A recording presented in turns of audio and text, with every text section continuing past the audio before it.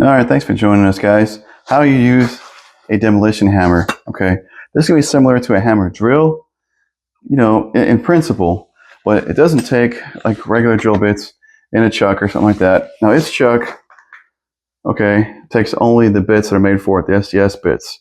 There's generally a collar that's going to pull back and can release the bit. And the bit's just going to have different like notches on it, okay? So, and there's lots of different bits you can get. But most of the time when I'm using a demolition hammer, I'm using a bit, something like this. So I'm typically going up after tile, but you can have other bits that are more pointy, round, other large drill bits for cutting through concrete or punching through it really more.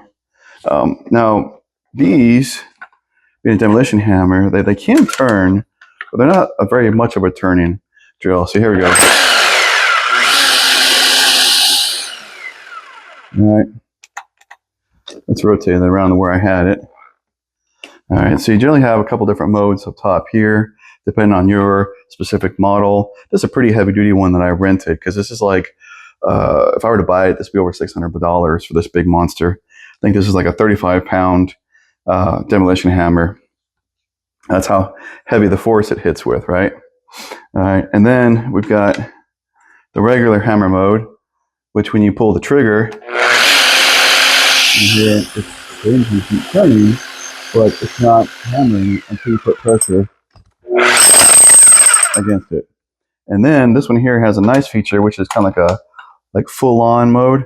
So it actually sucks the trigger up, and then there's a little button here that's right now lit red, and I can push it in. And see, it's going to keep running even though I don't have to hold the trigger.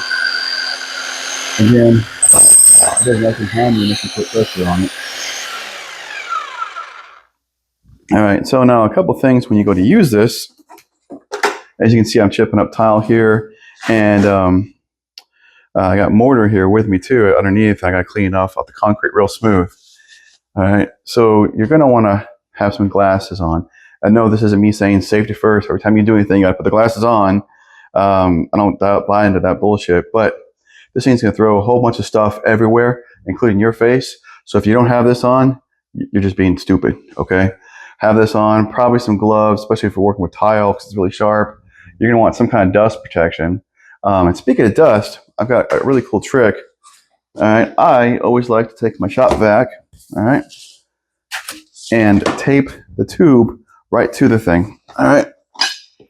So since I'm going to have this pretty straight up and down, I'm going to take it and back it off a couple inches, from the end of the spade there.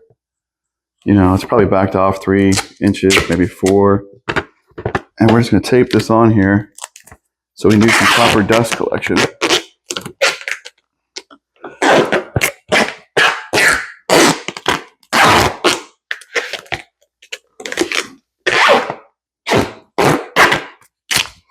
Now, this isn't going to be spinning for us. It's just going to be hammering. So I can actually tape it right to what would be the chuck. And on this side, all right. Now, some of you will be like, well, how much dust does this thing make anyways, right? I mean, how much can it really make? Oh, it makes a ridiculous amount of dust. And this does a great job of collecting it, but you're going to need, you really want to shop vac. Like, what's this one here? This 5 3/4 horsepower, something similar to that, like over a 5 horse, and with the 2.5-inch hose to really get the dust well. And you're going to want a filter bag in the shop vac, not the cartridge filter. And actually, when you use a filter bag, you're supposed to have a clean cartridge filter and then the filter bag, because the filter bag can rip. If it does, you're going to blow dust immediately straight out of it. But those cartridge filters, they just clog up like that. And especially with this fine dust, drywall dust, mortar, and grout dust, that kind of stuff. And the filter bag will let you keep going and going and going and have strong suction the whole time. When you guys say you want me to show you how much dust it actually makes without the shop vac and like do a comparison, let me just blow dust in my house. I would never do anything like that. Okay, that was a mistake. I didn't think it was going to blow that much dust. Okay, but all right, I'll do a little demonstration because I got a patch of mortar right underneath here, and that's what makes the most dust. And I'll show you the two different ways. I'll have the shop vac running, so I can just stick it in there after I show you how much dust it comes up, and kind of suck up the dust as we go.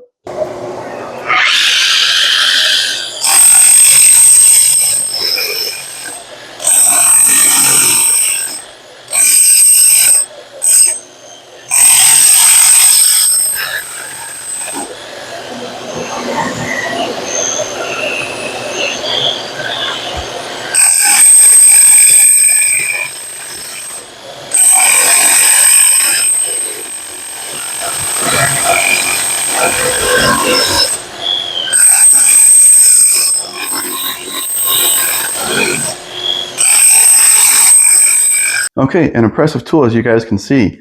So if you think you're all like, I'm gonna chip up some tile, I'm just gonna use a chisel and a sledgehammer, versus this, dear God, just go, if you don't want to buy one, go rent one. It makes the job so much easier. And you can see the amount of dust difference by setting up the shop vac right on top of it. It's gonna be huge, because you could end up engulfing your entire house with dust. I've seen it done before by people who just were going fast and didn't have anything hooked up and couldn't even see across the room when I walked in. So anyways, guys, thanks so much for watching. Take time to subscribe to the channel if you would. Share this video. You guys have a great one.